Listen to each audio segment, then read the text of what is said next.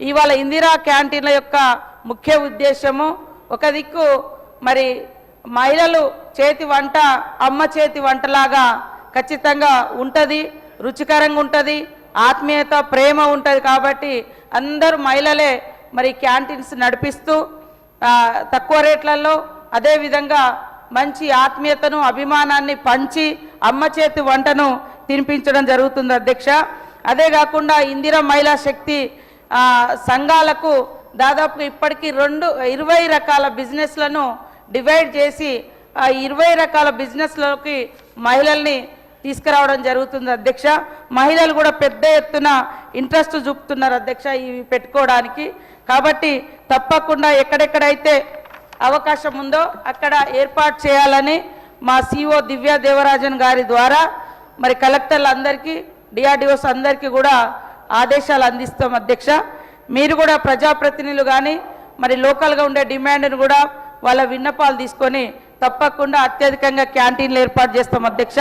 ప్రతి మండల సమైక్యకు ఇంకా రాబోయే కాలంలో తప్పకుండా బస్సును కూడా అందిస్తున్నాం అధ్యక్ష. ఇప్పటికీ దాదాపుగా 200 పైన మండల సమైక్యలకు బస్సులు అందించినాం. ఇంకా మిగతా మండలాలకు కూడా మండల సమైక్యలకు అందిస్తాం.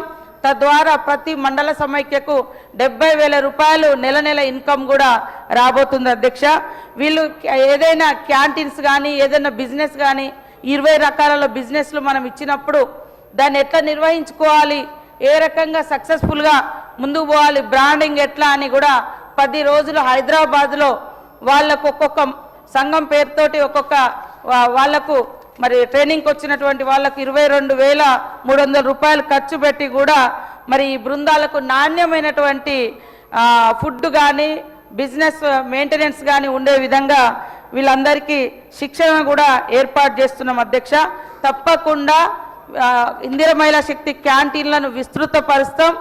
మహిళలందరూ ఆర్థికంగా బలోపేతమయ్యే విధంగా ముఖ్యమంత్రి రేవంత్ రెడ్డి గారి యొక్క ఆలోచన మేరకు ఇంకా ముందుకు తీసుకెళ్తామని తెలియజేస్తా ఉన్నాం అధ్యక్ష.